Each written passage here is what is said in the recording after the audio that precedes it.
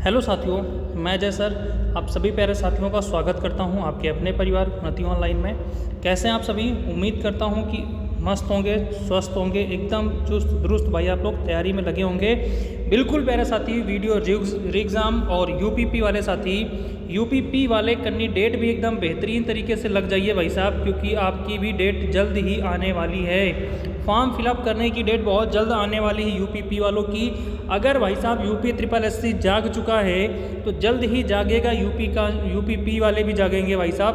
तो शानदार तरीके से आप लोग लग जाइए। जीके जीएस जो यहाँ पे पढ़ाया जा रहा है वही यूपी मतलब वही जीएस आपका यूपीपी में भी बेहतरीन तरीके से काम आने वाला है, शानदार तरीके से काम आने वाला है साथी।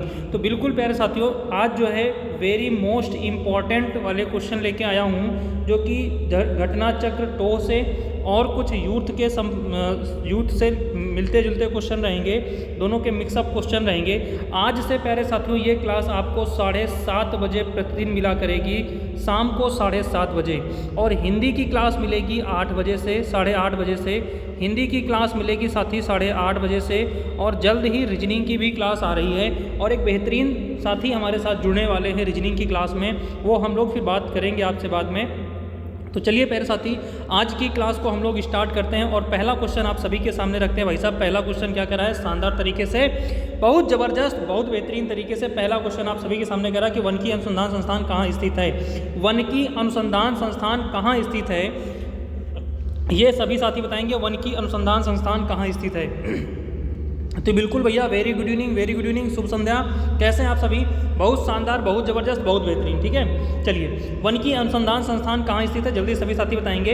पहला क्वेश्चन आप सभी के सामने भाई साहब रहा है, वनिकी अनुसंधान संस्थान कहाँ स्थित है। इसका आंसर प्यारे साथी हो जाएगा देहरादून। क्या हो जाएगा भाई?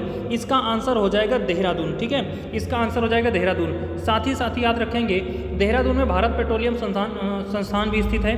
भारत पेट्रोलियम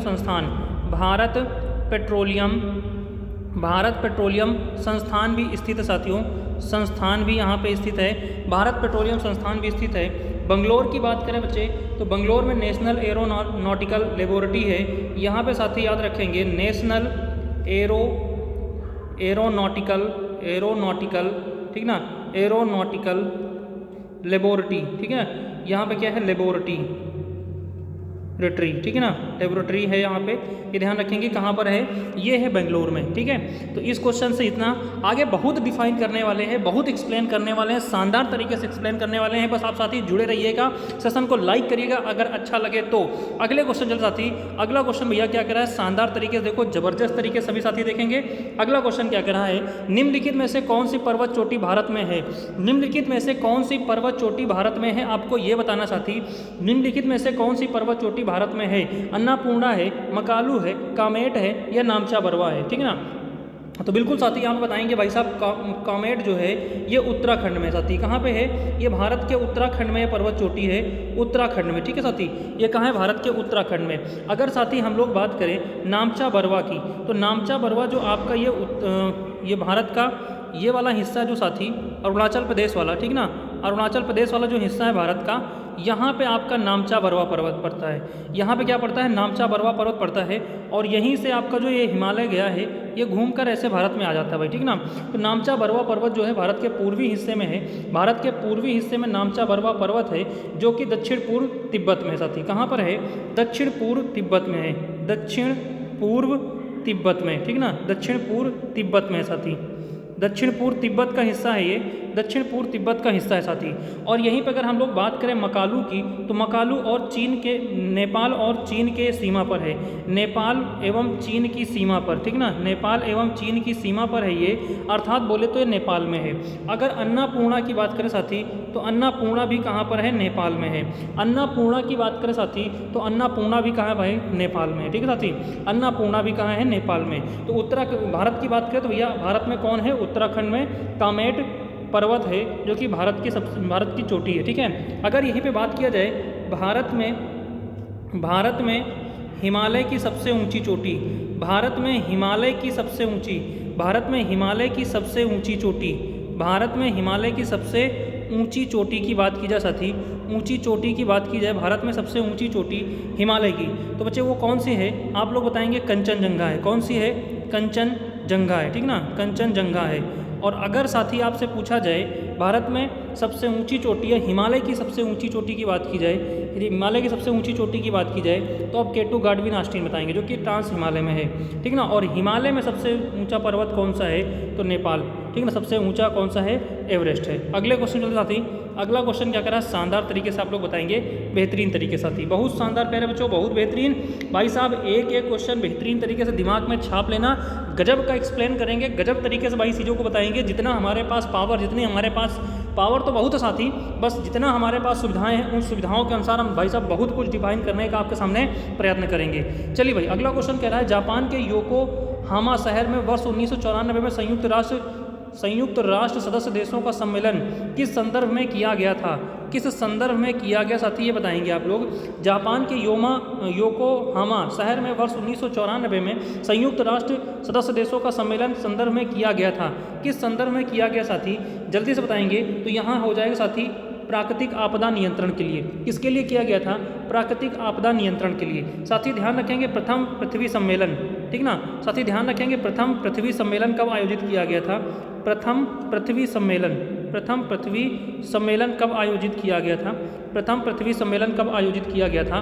तो ध्यान रखेंगे 1992 में आयोजित किया गया।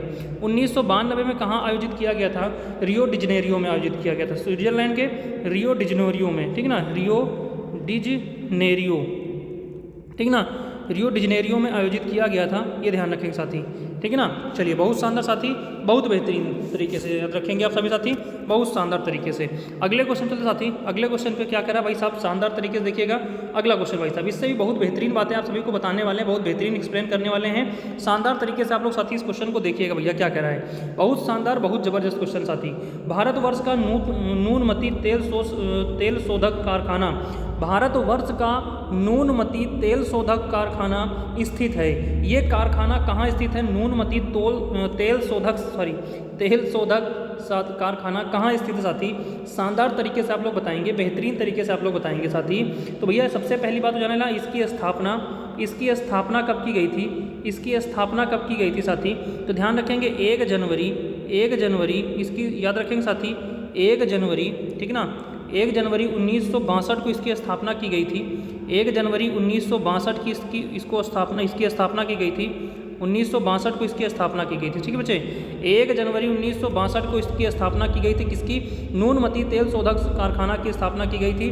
ये भैया कहाँ पे है, असम के गुवाहाटी में है, असम के गुवाहाटी में है, ठीक ना, असम के गुवाहाटी में है साथी, ध्यान रखेंगे, असम के गुवाहाटी में है ये साथी, ध्यान रखेंगे। अब यहाँ पे कुछ बातें हम आप सभी को बताने वाले हैं जो कि बहुत शानदार, बहुत ज़बरदस्त होने वाली हैं। वो कौन सी बातें भाई साहब, तो सबसे पहले नोट करिएगा साथी, भारत का पहला पेपर उद्योग कहाँ खोला गया था भाई साहब, भारत का पहला पेपर उद्योग, ठीक ना, भारत का पहला पेपर उद्योग साथी कहाँ खोला गया था, जानदार तरीके से देखेंगे यहाँ पे, भारत का पहला पेपर उद्योग साथी, ध्यान रखेंगे कब खोला गया था और कहाँ खोला गया था साथी, ये भी ध्यान रखेंगे। भारत का पहला पेपर उद्योग कहाँ खोला गया था, तो 1832 में पश्चिम बंगाल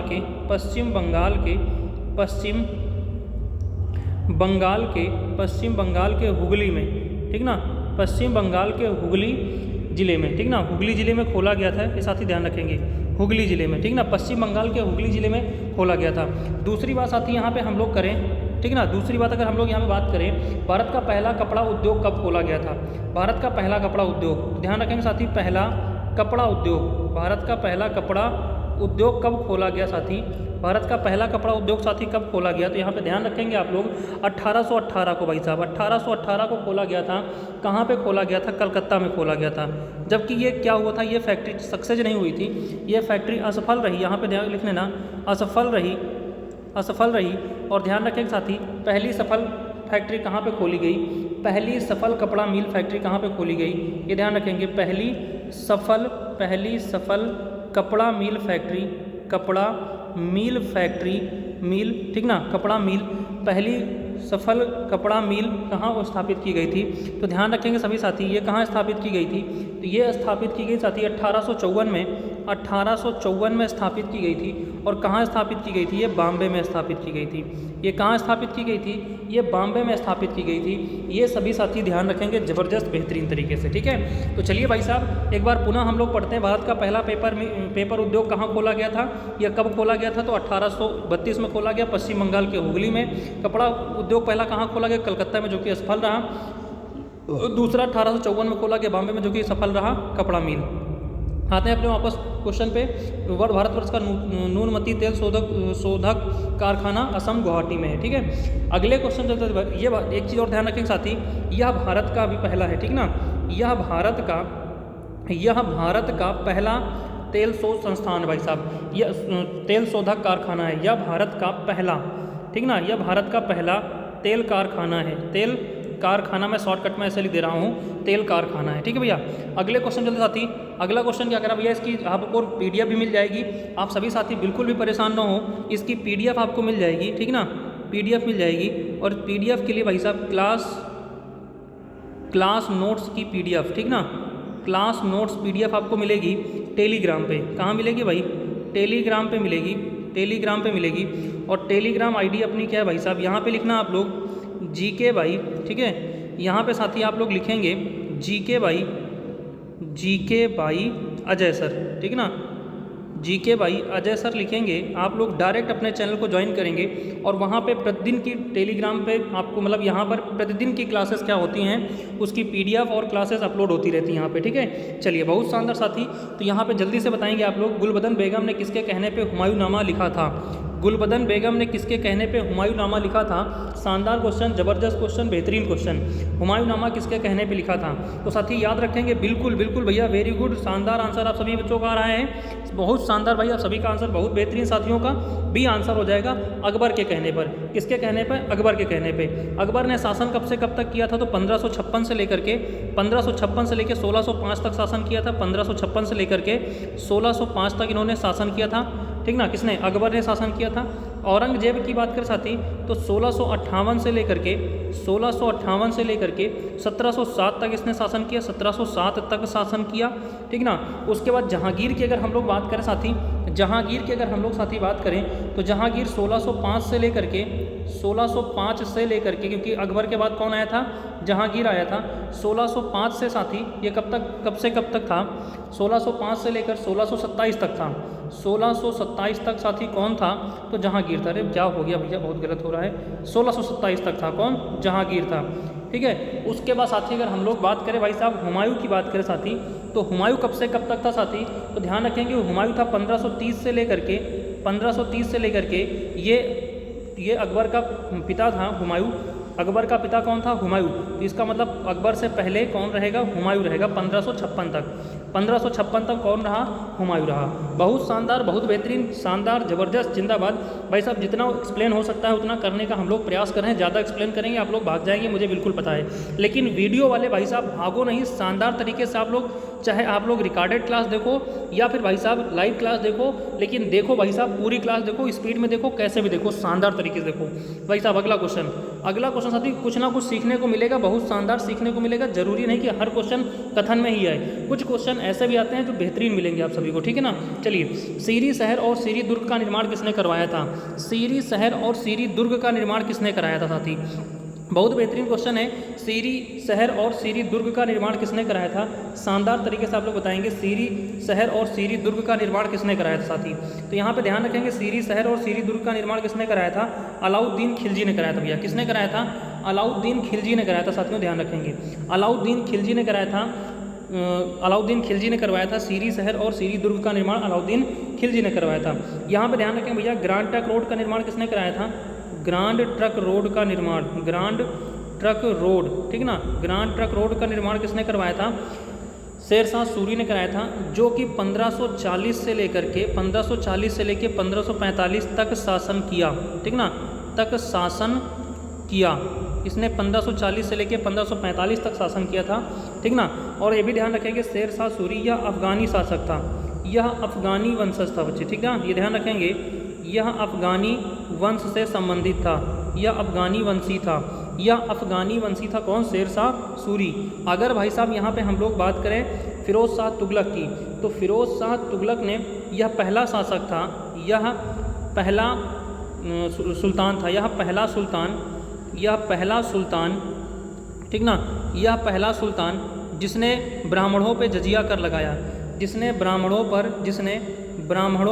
जजिया कर लगाया, क्या लगाया भाई साहब, जजिया कर लगाया, ठीक ना। जजिया कर लगाने वाला पहला शासक था कौन, फिरोज शाह तुगलक था, ठीक है साथी, फिरोज शाह तुगलक था। यहीं पे आप लोग लिखेंगे फिरोज शाह तुगलक ने कुछ शहर बसाए थे, फिरोज शाह तुगलक ने कुछ शहर बसाए थे, उनके नाम लिखिएगा, फिरोज शाह तुगलक ने कुछ शहर बसाए, ठीक ना। तो शॉर्टकट में लिख दे रहे हैं FT ने प्रमुख शहर बसाए, प्रमुख नगर बसाए, ठीक ना, नगर बसाया, ठीक ना। इसने 300 से अधिक नगर बसाए थे, लेकिन हम लोग यहाँ पे मेन लिखेंगे भाई साहब कौन कौन से नगर इसने बसाया था। तो जैसे आप लोग यहाँ पे याद रखेंगे साथी, यहाँ पे इसने बसाया था हिसार, ठीक ना साथी, इसने बसाया था हिसार जो कि हरियाणा में है। उसके बाद साथी लिखेंगे फिरोजाबाद, ठीक ना, फिरोजाबाद साथी इसने बसाया था, फिरोजाबाद, ठीक ना, फिरोजाबाद इसने बसाया, ठीक ना, फिरोजाबाद बसाया इसने। साथी यहाँ फतेहाबाद इसने बसाया, फतेहाबाद इसने बसाया था, ठीक है ना। इसने कौन सा बसाया था, फतेहाबाद बसाया था, फतेहाबाद इसने बसाया।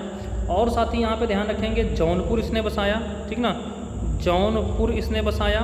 और साथ ही यहाँ पे याद रखेंगे फिरोजपुर इसने बसाया था। और कौन बसाया था इसने, फिरोजपुर इसने ही बसाया था साथी।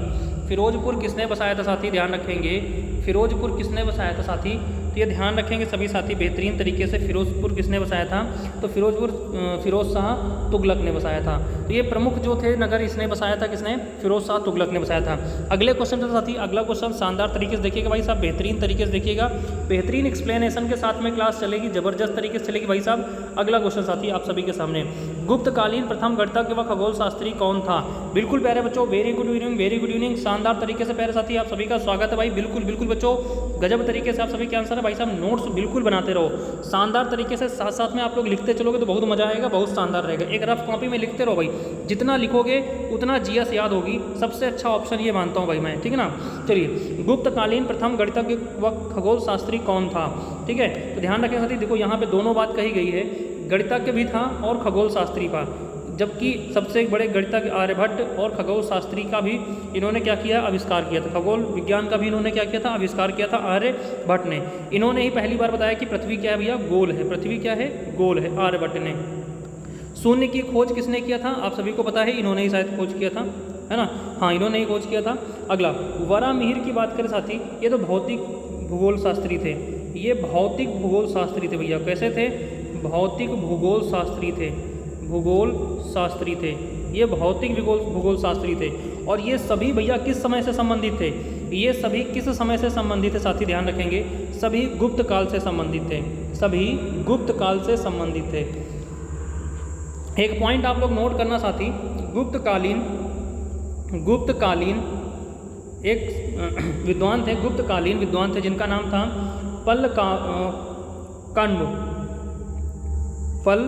काण्व, ठीक ना, काण्व, ठीक ना, ने, ध्यान रखेंगे, पलकाण्व ने पशु चिकित्सा लिखा था भाई साहब। पशु चिकित्सा पर एक पुस्तक लिखी ने, पशु चिकित्सा पर पुस्तक लिखी थी जिसका नाम था हत्स्यायुर्वेद, ठीक है ना। क्या नाम था भैया, हत्स्यायुर्वेद, ठीक ना, हत्स्यायुर्वेद ग्रंथ लिखा, ठीक ना, ग्रंथ लिखा। ये ध्यान रखेंगे साथी, बहुत बेहतरीन साथी, बहुत शानदार साथी, बहुत बेहतरीन, बहुत ज़बरदस्त, बहुत बेहतरीन। अगले क्वेश्चन में साथी, अगला क्वेश्चन बेहतरीन तरीके से देखिएगा।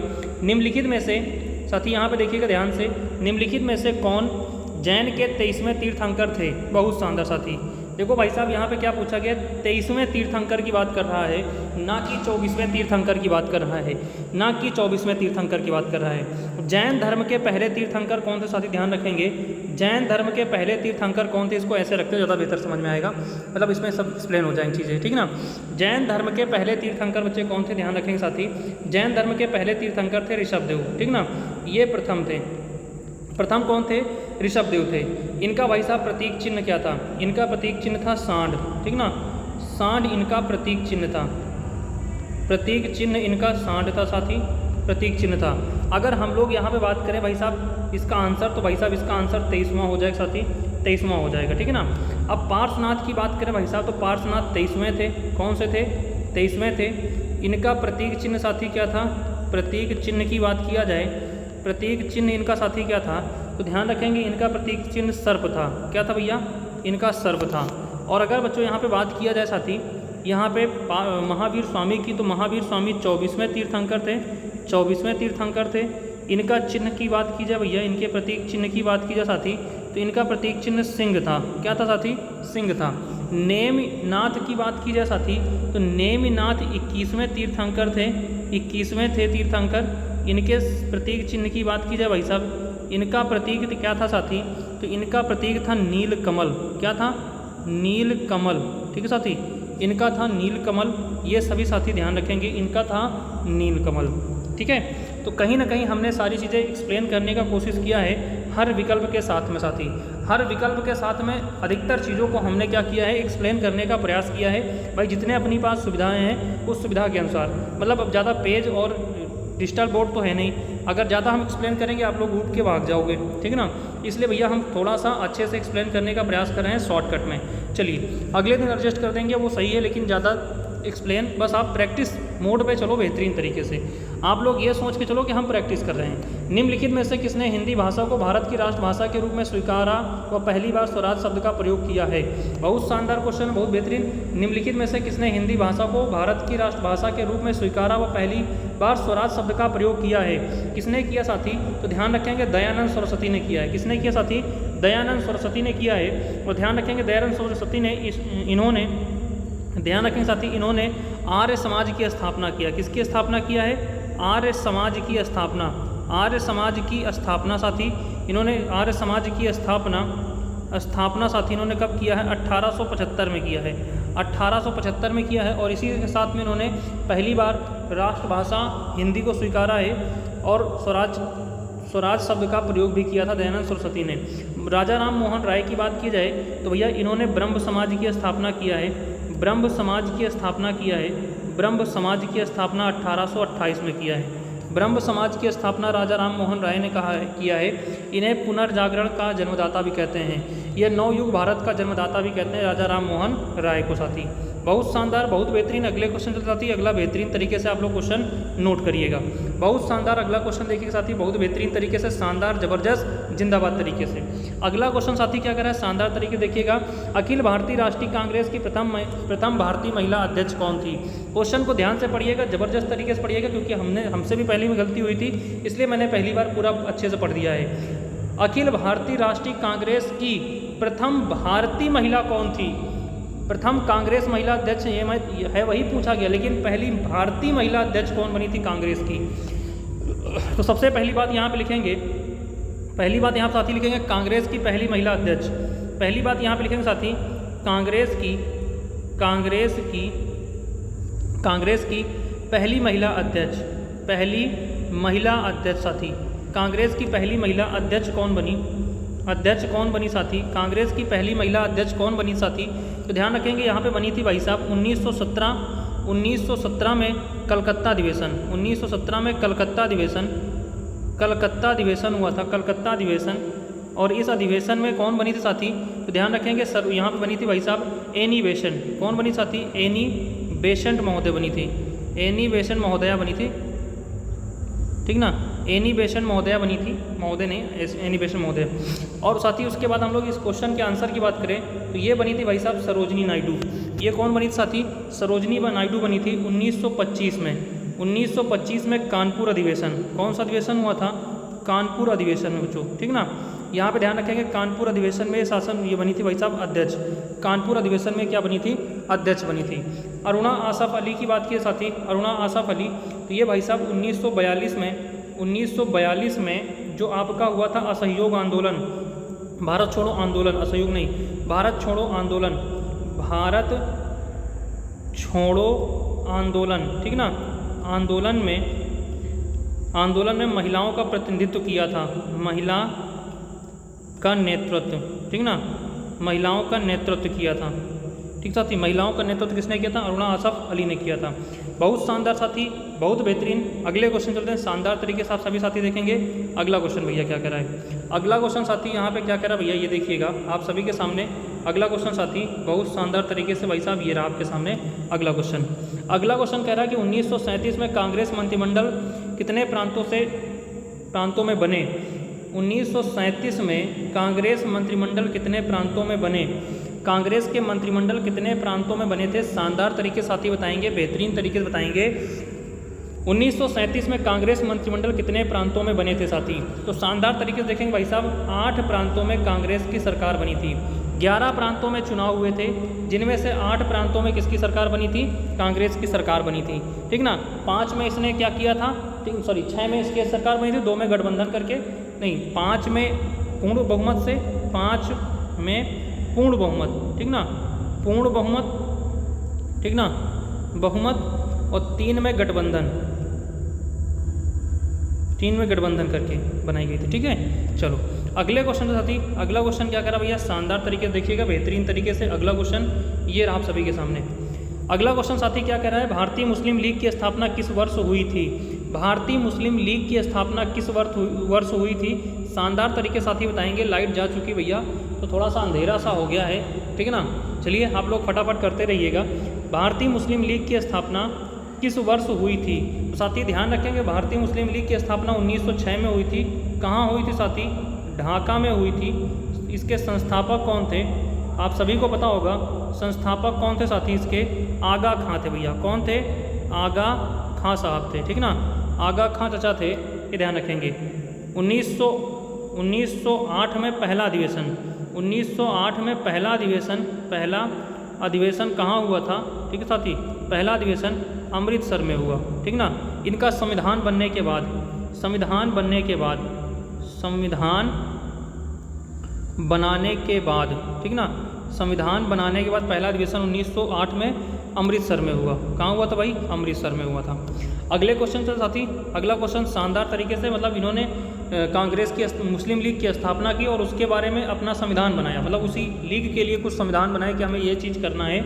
इस संस्थान की स्थापना करने के बाद गांधी जी की दांडी यात्रा का प्रारंभ तारीख और वर्ष सही है? चलिए भाई साहब मिलाइए फटाफट जल्दी से आंसर। गांधी जी की दांडी यात्रा का प्रारंभ किस तारीख और वर्ष है, किस वर्ष में है? तो साथी ध्यान रखेंगे 12 मार्च 1930 को इसका राइट आंसर हो जाएगा। कहाँ से? साबरमती आश्रम, ठीक ना, साबरमती आश्रम, साबरमती आश्रम, ठीक साथी, साबरमती आश्रम कहाँ पे है? गुजरात से, ठीक ना, साबरमती आश्रम गुजरात से साथी ध्यान रखेंगे, साबरमती आश्रम गुजरात से। और ये कब पूरा हुआ था? तो 6 अप्रैल, साथी ध्यान रखेंगे 6 अप्रैल 1930 को पूरा हुआ, ठीक ना, 6 अप्रैल 1930 को दांडी पहुँचे। कहाँ पहुँचे? दांडी पहुँचकर साथी ध्यान रखेंगे, दांडी पहुँचकर इन्होंने क्या किया? नमक कानून तोड़ा, पहुँचकर नमक कानून तोड़ा, ठीक ना, नमक कानून तोड़ा। और साथी यहीं पर ध्यान रखेंगे, यहीं पे कुछ बातें ध्यान रखेंगे।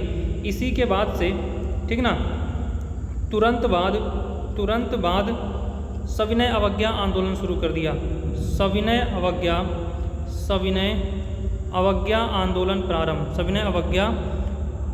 आंदोलन प्रारंभ किया, ठीक ना, प्रारंभ किया साथी ध्यान रखेंगे, ठीक ना, सविनय अवज्ञा आंदोलन प्रारंभ किया। गांधी जी के इस यात्रा को कहाँ से? साबरमती से लेकर के दांडी यात्रा की जो तुलना की गई है, ठीक ना, नेपोलियन के एल्वा से पेरिस की यात्रा की तुलना सुभाष चंद्र बोस ने की थी, ये भी ध्यान रखेंगे साथी। अगले क्वेश्चन पे चलते हैं भाई साहब। अगले क्वेश्चन पे शानदार तरीके साथी देखेंगे, बहुत ज़बरदस्त क्वेश्चन साथी।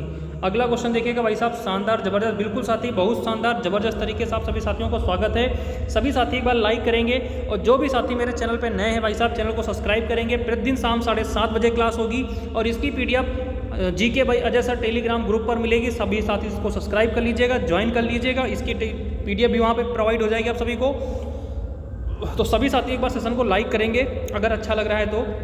दूसरी बात साथी, ज़्यादा से ज़्यादा चीज़ों को शेयर करेंगे कि ज़्यादा से ज़्यादा वीडियो के साथी इसको प्रतिदिन प्रैक्टिस कर सकें। चलो भाई, बहुत शानदार, बहुत बेहतरीन। अगला क्वेश्चन साथी बताएंगे सभी साथी। 2011 की जनगणना के अनुसार भारत में न्यूनतम जनसंख्या वाला घनत्व राज्य कौन सा है, न्यूनतम जनसंख्या घनत्व वाला राज्य कौन सा है, वो है भाई साहब अरुणाचल प्रदेश। अरुणाचल प्रदेश न्यूनतम जनसंख्या घनत्व वाला राज्य है, न्यूनतम जनसंख्या घनत्व वाला राज्य है। सर्वाधिक जनसंख्या वाला राज्य कौन सा है, सर्वाधिक जन घनत्व वाला, सर्वाधिक जन घनत्व वाला राज्य साथी कौन सा वाला राज्य कौन सा है, साथी वो ध्यान रखेंगे बिहार है। कौन सा भाई साहब, बिहार है। अगले क्वेश्चन से साथी, अगला क्वेश्चन शानदार तरीके से सभी साथी देखेंगे, बहुत शानदार। क्वेश्चन नंबर 15, कुल बच्चे 30 क्वेश्चन है, शानदार तरीके से टांडो करते हुए चलेंगे हम लोग। अंतर्राष्ट्रीय मुद्रा कोष का वित्तीयन किसके द्वारा किया जाता है, अंतर्राष्ट्रीय मुद्रा कोष का वित्तीयन किसके द्वारा किया जाता है साथी, ध्यान रखेंगे IMF, इंटरनेशनल मॉनेटरी फंड, ठीक ना, इंटरनेशनल मॉनेटरी फंड का मुख्यालय साथी ध्यान रखेंगे, का मुख्यालय कहाँ पर है, का मुख्यालय कहाँ पर है साथी, इसका मुख्यालय कहाँ पर साथी, तो ध्यान रखेंगे इसका मुख्यालय वाशिंगटन DC में है। कहाँ पर है, वाशिंगटन DC में है साथी, ठीक ना, वाशिंगटन DC में इसका मुख्यालय है साथी, ठीक ना, वाशिंगटन मुख्यालय DC में इसका मुख्यालय साथी। इसका वित्तीयन कौन करता है भाई साहब, तो इसका वित्तीयन करते हैं सभी सदस्य देश, जितने भी सदस्य देश होते हैं वो सभी सदस्य देश क्या करते हैं, इसका वित्तीयन करते हैं, ठीक है, इसका क्या करते हैं साथी, वित्तीयन करते हैं साथी, ठीक है, बहुत शानदार साथी, बहुत बेहतरीन, इसका वित्तीयन करते हैं। और साथी ध्यान रखेंगे 190 सदस्य देश हैं, कितने सदस्य देश हैं, 190 सदस्य देश हैं, सदस्य देश, कितने सदस्य देश हैं, 190 सदस्य देश हैं, बहुत शानदार भाई साहब, बहुत बेहतरीन। एक सेकंड भाई साहब, थोड़ा पैर में बहुत ज़्यादा अगला क्वेश्चन साथी बहुत बेहतरीन, शानदार, जबरदस्त, जिंदाबाद तरीके से। अगला क्वेश्चन देखिएगा साथी, बहुत शानदार तरीके से भाई, जल्दी से आप लोग करेंगे इसका क्वेश्चन का आंसर बहुत बेहतरीन तरीके साथी, बहुत शानदार तरीके से भैया इसका आंसर करेंगे बेहतरीन तरीके साथी। बैंक दर को बढ़ाने का प्रभाव कम हो जाएगा, लो भैया अगला क्वेश्चन क्या करा है, बैंक दर को बढ़ाने का प्रभाव कम हो जाएगा यदि क्या कर दिया जाए, तो बैंक दर को बढ़ाने का प्रभाव कम हो जाएगा साथी। फिर से सुन लीजिएगा, बैंक दर को बढ़ाने का प्रभाव कम हो जाएगा यदि क्या कर दिया जाए साथी, यदि क्या कर दिया जाए। पहले मेरी बात ध्यान सुनना साथी, ठीक ना, पहले मेरी बात ध्यान सुनना साथी। चलिए अच्छा, इसका पहले आंसर दीजिए, क्योंकि आंसर से इसका मतलब आप समझ पाएंगे। तो भैया इसका आंसर हो जाएगा CRR कम कर दिया जाए, CRR कम कर दिया जाए। CRR क्या होता है साथी, तो CRR का मतलब होता है cash reserve ratio, reserve ratio, ठीक ना, reserve ratio, cash reserve ratio. ये साथी क्या होता है, CRR का फुल फॉर्म होता है। इसका मतलब वह राशि जो बैंकों को RBI के पास अनिवार्य रूप से रखना पड़ता है, वह राशि जिसे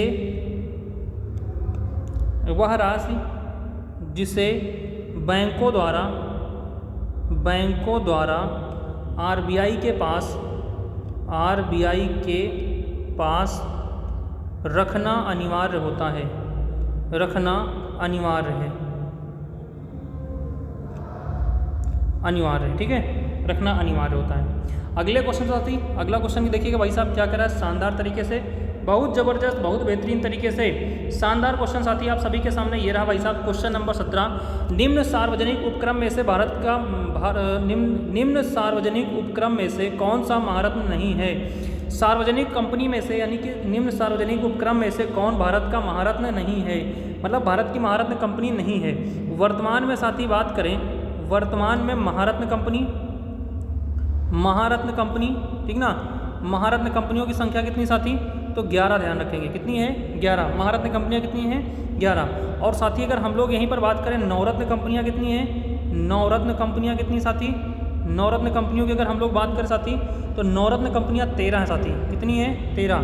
जैसे आपका हो गया HAL, हिंदुस्तान एरोनॉस्टिक लिमिटेड, और आपका साथी कौन सा हो गया, बिल, ठीक ना, BEL, ठीक ना, भारत इलेक्ट्रिक लिमिटेड। ये सब मतलब ऐसे करके 13 कंपनियां हैं जो कि क्या है भाई साहब आपकी, जो कि क्या है आपकी नवरत्न कंपनियों में आती हैं। इधर साथी क्या हो गया, तो BSNL भैया नहीं है, बिल्कुल साथी, BSNL चौका कनेक्ट इन इंडिया, तो BSNL भाई साहब इसका नहीं है। बाकी भेल है, भारत हैवी इलेक्ट्रिक लिमिटेड, गेल है, सेल है, ये सभी साथी क्या है, महारत्न कंपनियां हैं, ये सभी क्या हैं, महारत्न कंपनियां हैं। बहुत शानदार, बहुत ज़बरदस्त।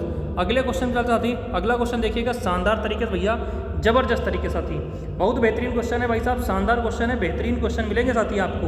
आप बिल्कुल भी घबराएं नहीं, परेशान ना हो, ठीक ना। शानदार तरीके से प्रैक्टिस क्लास आपकी यहाँ पे होती रहेगी। आपके अपने परिवार उन्नति ऑनलाइन में बस चैनल को सब्सक्राइब कर लीजिएगा साथी। प्रतिदिन शाम 7:30 बजे क्लास होगी भाई साहब, प्रतिदिन शाम 7:30 बजे प्रैक्टिस क्लास होगी। हिंदी की क्लास 8:30 बजे होगी, लेकिन हो सकता है साथी कि आज ना हो पाए, कल से कंटिन्यू हो जाएगी। निम्न में से बहुआयामी गरीब सूचकांक के संबंध में गलत है। क्वेश्चन क्या करा भैया, शानदार तरीके से देखिएगा, ठीक ना, शानदार तरीके से देखिएगा, बेहतरीन तरीके से, ठीक ना साथी, बेहतरीन तरीके शानदार तरीके से। निम्न में से बहुआयामी गरीब सूचकांक के संबंध में गलत है, यहाँ गलत ढूंढना है। सूचकांक, यहाँ साथी लिखा है सूचकांक के 3 आयाम स्वास्थ्य, शिक्षा और जीवन स्तर, क्या ये गलत है? सूचकांक में प्रत्येक आयाम को समान भार दिया जाता है, यानी कि स्वास्थ्य, शिक्षा और जीवन स्तर तीनों को बराबर भार दिया जाता है, क्या ये गलत है? सूचकांक में 10 प्राचाल शामिल हैं, क्या ये गलत है? या प्रत्येक प्राचाल को समान भार दिया, तो भैया ध्यान रखेंगे प्रत्येक प्राचार को समान भार नहीं दिया जाता, ये आपका गलत है, बाकी सही है, ठीक ना। बाकी सभी आयामों को तो दिया जाता है, लेकिन प्रचल को नहीं दिया जाता है, ठीक ना, प्रचल को बराबर नहीं दिया जाता है, बराबर भार नहीं दिया जाता है बहुआयामी गरीबी सूचकांक देखने के लिए। अगले क्वेश्चन के साथी, अगला क्वेश्चन देखिएगा, बहुत शानदार, बहुत बेहतरीन तरीके से बच्चे। अगला क्वेश्चन आप सभी के सामने ये रहा भाई साहब, शानदार तरीके देखिए मेरे बच्चे। अगला क्वेश्चन क्या कह रहा है शानदार तरीके से, भारतीय नियोजन के वास्तुकार कौन थे? बहुत शानदार, भारतीय नियोजन के वास्तुकार कौन कहे जाते हैं या कौन थे? भारतीय नियोजन के वास्तुकार कौन थे? जल्दी से आप लोग कमेंट बॉक्स में छापेंगे भाई साहब, भारतीय नियोजन के वास्तुकार कौन कहे जाते हैं बच्चे? भारतीय नियोजन के वास्तुकार कौन कहे जाते हैं, जल्दी बताएंगे भाई साहब, बहुत शानदार तरीके से, बहुत बेहतरीन तरीके साथी। तो ध्यान रखें साथी, पीवी महालनोबिस कहे जाते हैं भैया, पीवी महालनोबिस, ठीक ना, इन्हें क्या कहते हैं भैया? इन्हें भारतीय नियोजन के वास्तुकार कहते हैं। साथ ही साथ ध्यान रखेंगे, इन्हें आधुनिक सांख्यिकी का जनक भी कहते हैं, ये भी ध्यान रखेंगे, आधुनिक सांख्यिकी का जनक, आधुनिक सांख्यिकी का जनक भी कहते हैं साथी, जनक। और ध्यान रखेंगे इन्होंने सांख्यिकी संस्थान की स्थापना कराई थी भाई साहब, ठीक ना, सांख्यिकी संस्थान की स्थापना कराई, ठीक ना, स्थापना कराई, पीवी महालनोबिस ने कराई थी। सरदार वल्लभ भाई पटेल, ठीक ना, BR अम्बेडकर, और ये सब क्या है बच्चे? गलत आपके ऑप्शन है। अगले क्वेश्चन से अगला क्वेश्चन देखिएगा, शानदार, जबरदस्त, जिंदाबाद तरीके से, बहुत शानदार, बहुत बेहतरीन, बहुत जबरदस्त तरीके से भैया। अगला क्वेश्चन, निम्नलिखित में से उसकी पहचान करें जो रिजर्व बैंक का कार्य नहीं है। ऐसा कौन सा कार्य है भैया जो रिजर्व बैंक का कार्य नहीं है?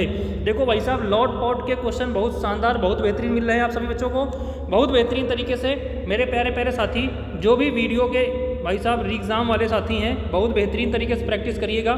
साथ ही साथ जो UPP के हमारे जवान हैं, वो भी भाई साहब शानदार तरीके से तैयारी करिएगा। बहुत बेहतरीन क्वेश्चन यहाँ से आप सभी को GK GS के मिलने वाले हैं। निम्न में से उसकी पहचान करें जो रिजर्व बैंक का कार्य नहीं है साथी।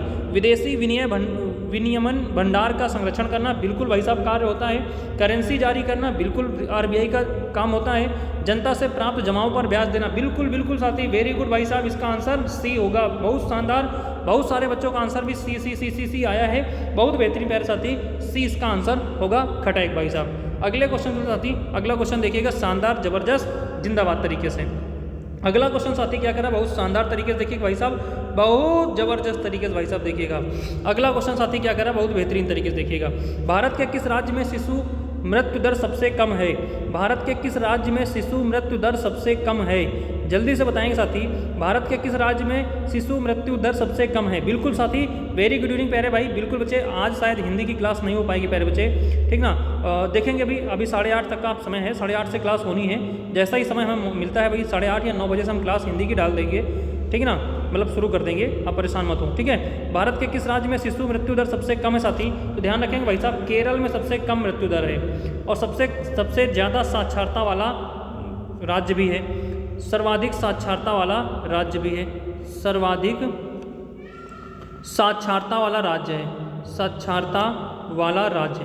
तो जाहिर सी बात है भाई साहब, जहाँ पे सर्वाधिक पढ़े लिखे लोग होंगे, साक्षर होंगे, वहाँ पे वहाँ पे भाई साहब शिशुओं की मृत्यु बिल्कुल भाई साहब वो देख रेख करेंगे ना साथी। बहुत बेहतरीन भाई। अगले क्वेश्चन पर साथी, अगला क्वेश्चन देखिएगा शानदार तरीके से। अगला क्वेश्चन भैया क्या कह रहा है, बहुत शानदार, बहुत बेहतरीन प्यारे साथी, बहुत बेहतरीन। अगला क्वेश्चन साथी क्या कह रहा है, विश्व व्यापार संगठन WTO का मुख्यालय कहाँ है। वर्ल्ड ट्रेड ऑर्गेनाइजेशन अर्थात विश्व व्यापार संगठन का मुख्यालय कहाँ है साथी।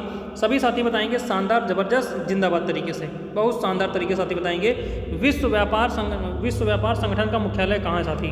तो याद रखेंगे साथी, कहाँ है भाई साहब, जिनेवा में। कहाँ है भैया, जिनेवा में है, ठीक ना। जिनेवा में अन्य मुख्यालय साथी ध्यान रखेंगे, अन्य मुख्यालय, ठीक ना। अन्य मुख्यालय किसके किसके हैं जिनेवा में, तो साथी यहाँ पे ध्यान रखेंगे ILO, ठीक ना। ILO के मुख्यालय यहाँ पे। दूसरा यहाँ पे किसका मुख्यालय है, WHO का है। किसका भैया, WHO का है। इंटरनेशनल लेबर ऑर्गेनाइजेशन, ठीक ना, उसका WHO का वर्ल्ड हेल्थ ऑर्गेनाइजेशन का मुख्यालय साथी वाशिंगटन DC की बात करें साथी, अभी आपने पढ़ा है पीछे IMF इंटरनेशनल मॉनेटरी फंड का यहाँ पे क्या है, मनी फंड का मुख्यालय है। न्यूयॉर्क में साथी यूनिसेफ का है। किसका भैया, यूनिसेफ का न्यूयॉर्क में क्या है भाई साहब, मुख्यालय है। बहुत शानदार साथी, बहुत बेहतरीन, शानदार, जबरदस्त, जिंदाबाद प्यारे बच्चे। अगले क्वेश्चन पर साथी, अगला क्वेश्चन शानदार तरीके देखिए भाई साहब, बहुत बेहतरीन। लो भाई साहब, संविधान का भी क्वेश्चन मिल गया आपके सामने।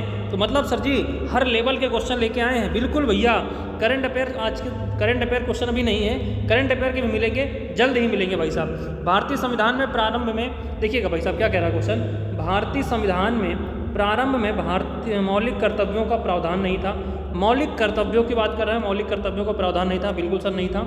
संविधान संशोधन द्वारा संविधान के किस भाग में इसका समावेशन किया गया है। सबसे पहली बात तो जान लीजिए, मौलिक कर्तव्यों को किस संविधान संशोधन के तहत जोड़ा गया बच्चे, तो ध्यान रखेंगे 42वें संविधान संशोधन, 42वें संविधान संशोधन 1976 के द्वारा जोड़ा गया है। 1976 के द्वारा जोड़ा गया साथी।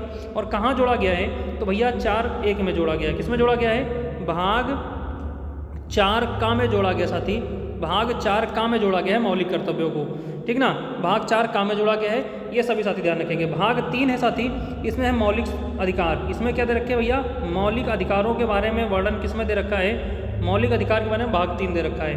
भाग 4 भैया राज्य के नीति निर्देशक तत्व, राज्य के नीति निर्देशक तत्व, राज्य के नीति निर्देशक तत्व, नीति निर्देशक तत्व, ठीक ना। यहाँ पे नीति निर्देशक तत्व दे रखे हैं साथी, ध्यान रखेंगे। और भैया ये 3(1) तो कोई है ही नहीं भैया, ठीक ना, 3(1) कोई नहीं है। अगले क्वेश्चन पे चलते हैं साथी। अगला क्वेश्चन देखिएगा शानदार तरीके से। अगला क्वेश्चन भैया क्या कह रहा है, शानदार तरीके से देखो। भारतीय संविधान में उद्देश्य प्रस्ताव प्रस्तुत किया गया था साथी, ध्यान रखेंगे भाई साहब। भारतीय संविधान में उद्देश्य प्रस्ताव प्रस्तुत किया गया था। ये 2 दिन वाली डेट याद रखना भाई साहब। एक तो हुआ था 9 दिसंबर 1946, 9 दिसंबर 1946, ठीक ना। संविधान सभा की प्रथम बैठक, संविधान सभा की प्रथम बैठक, ठीक ना, प्रथम बैठक हुई साथी। और अस्थायी अध्यक्ष बनाए गए, अस्थायी अध्यक्ष को डॉक्टर सच्चिदानंद सिन्हा बनाए गए थे। उसके बाद साथी ध्यान रखेंगे 11 दिसंबर 1946, 11 दिसंबर 1946 को डॉक्टर राजेंद्र प्रसाद अध्यक्ष बनाए गए। डॉक्टर राजेंद्र प्रसाद अस्थायी अध्यक्ष बनाए गए साथी, ध्यान रखेंगे, अस्थायी अध्यक्ष बनाए गए। फिर अगला लिखना बच्चे, 2 दिन बाद क्या हुआ, 13 दिसंबर 1946 को पीटी नेहरू ने क्या किया भैया, पीटी नेहरू ने प्रस्ताव पेश किया भाई साहब, उद्देशिका पेश किया। इन्होंने क्या प्रस्तुत किया, उद्देशिका प्रस्तुत किया, ठीक ना, उद्देश्य प्रस्ताव लाए। तो ये कब लाए थे भाई साहब, अब आपको समझ में आ गया होगा, 13 दिसंबर 1946 इसका राइट आंसर हो जाएगा। बिल्कुल शानदार साथी, बहुत बेहतरीन तरीके से इन चीज़ों को आप लोग कवर करते हुए चलेंगे भाई साहब, शानदार तरीके से।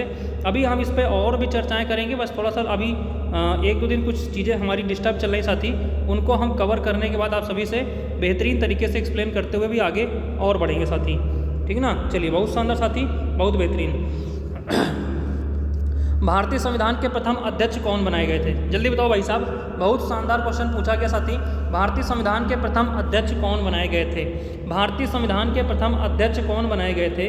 साथी याद रखेंगे, प्रथम अध्यक्ष की बात किया गया है डॉक्टर सच्चिदानंद सिन्हा। अभी आपने देखा यहाँ पे प्रथम अध्यक्ष कौन बनाए गए थे?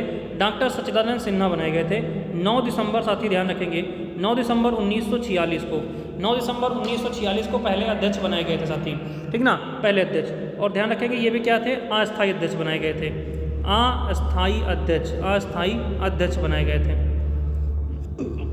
इन्हें क्या बनाया गया? 11 दिसंबर 1946 को अस्थायी अध्यक्ष चुना गया। किसको? डॉक्टर राजेंद्र प्रसाद को बनाया गया भाई साहब, ठीक ना, डॉक्टर राजेंद्र प्रसाद को बनाया गया। अगले क्वेश्चन पे चलते हैं साथी। अगला क्वेश्चन शानदार तरीके से देखिएगा भाई साहब, क्वेश्चन नंबर 26 साथी, बहुत शानदार साथी।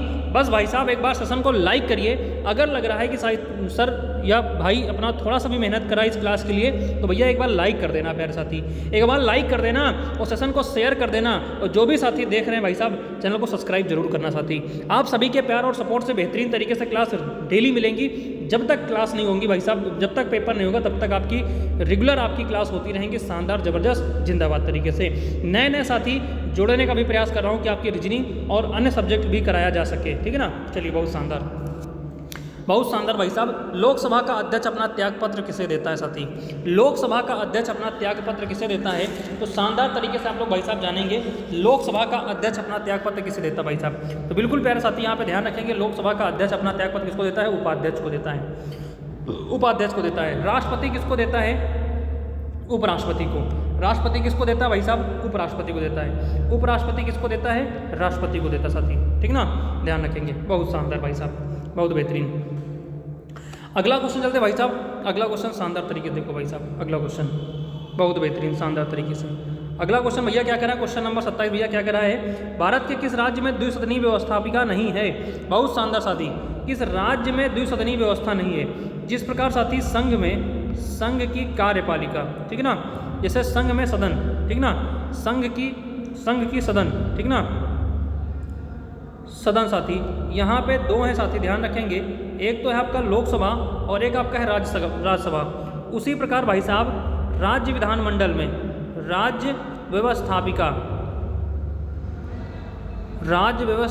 भाई साहब, इसमें भी कुछ राज्यों में 6 हैं, कुछ राज्यों में द्विसदन है, कुछ राज्यों में क्या है? द्विसदन है। जैसे तो एक तो हो गया भाई साहब विधानसभा, एक क्या हो गया? विधानसभा हो गया साथी, एक हो गया आपका विधान परिषद, एक क्या हो गया साथी? विधान परिषद हो गया साथी, ठीक ना। एक आपका साथी यहाँ पे क्या हो गया? विधानसभा हो गया, और एक साथी यहाँ पे क्या हो गया? विधान परिषद हो गया, ठीक ना। एक आपका हो गया विधान परिषद। और ध्यान रखेंगे ये 6 राज्यों में है, ये 6 राज्यों में है। यह केवल कितने राज्यों में है? 6 राज्यों में है। इनमें से किस राज्य में नहीं साथी? तो ध्यान रखेंगे गोवा में नहीं है, सॉरी पंजाब में नहीं है, पंजाब में नहीं है। बाकी भारत के बिहार, उत्तर प्रदेश, गोवा, ठीक है ना, इन राज्यों में क्या है भाई, ठीक है। चलिए अगले क्वेश्चन पे चलते साथी। अगला क्वेश्चन शानदार तरीके से भाई साहब, बेहतरीन तरीके से, जबरदस्त तरीके से साथी। आज थोड़ा सा भाई जल्दबाजी में क्लास लेना पड़ रहा है बच्चे। रीज़न ये है कि भाई साहब आज अब कुछ समस्याएं हैं, अब क्या बताएं आप सभी को, कुछ हैं समस्याएं साथी, उन सभी को समझा करिए। अब फाइनेंशियल समस्याएं सबके साथ होती हैं, सबसे बड़ी चीज़ तो वही है भाई। बस आप सभी से एक थोड़ी सी रिक्वेस्ट है कि प्यार और सपोर्ट बनाए रखिए प्यारे भाई, तो बेहतरीन तरीके से हम चीज़ों को कवर कर पाएंगे, अच्छे से आपको फ्री में हम चीज़ें प्रोवाइड करा पाएंगे। लेकिन प्लीज़ प्यारे भाई आप सभी से निवेदन है कि आप सभी लोग सपोर्ट बनाए रखिए, सेशन को शेयर करिए, लाइक करिए और ज़्यादा से ज़्यादा सेशन में जुड़िए सभी साथी। जो कमियां हो उनको तुरंत कमेंट करिए, हम उनको क्या करेंगे? पूरी करेंगे, ठीक है ना। उन कमियों को हम क्या करेंगे भाई? पूरी करेंगे। चलिए, क्योटो प्रोटोकॉल का उद्देश्य निम्नलिखित में से किसकी मात्रा कम करना था? बहुत शानदार क्वेश्चन है। क्योटो प्रोटोकॉल का उद्देश्य निम्नलिखित में से किसकी मात्रा कम करना था साथी? तो शानदार तरीके से बताएंगे क्योटो प्रोटोकॉल का उद्देश्य निम्नलिखित में से किसकी मात्रा कम करना था? तो साथी ध्यान रखेंगे ग्रीन हाउस गैस, किसका कम करना था भैया? ग्रीन हाउस गैस का मात्रा कम करने का इनका क्या था? उद्देश्य था। चलिए अगले क्वेश्चन चल साथी। अगला क्वेश्चन भैया क्या कर रहा है? बहुत शानदार तरीके से, बहुत बेहतरीन तरीके से अगला क्वेश्चन बताएंगे। भारत का राष्ट्रीय पुष्प क्या है साथी? बताएंगे भारत का राष्ट्रीय पुष्प क्या है? शानदार तरीके से सभी बच्चे बताएंगे भारत का राष्ट्रीय पुष्प क्या है। भारत का राष्ट्रीय पुष्प क्या है? सभी साथी बताएंगे। नीलमो इंडिका, नीलमो हिंदुस्तानी, निलंबो, न्यूस्फेरा। तो साथी यही आपका क्या है, सही विकल्प है, विकल्प नंबर तीसरा। ठीक ना, कमल का फूल है लेकिन उसका अंग्रेजी या वैज्ञानिक नाम यहाँ पे दे रखा है बच्चे। ये क्या दे रखा है, ये वैज्ञानिक नाम दे रखा है। ठीक ना, वैज्ञानिक नाम दे रखा है साथी, इसका ध्यान रखेंगे, ये वैज्ञानिक नाम दे रखा है। निलंबो न्यूसीफेरा, ठीक है ना, ये क्या है, भारत का राष्ट्रीय पुष्प है। ठीक है, अगले क्वेश्चन चलते हैं साथी, अगला भैया, और आज का लास्ट क्वेश्चन है शानदार, जबरदस्त, जिंदाबाद तरीके साथी।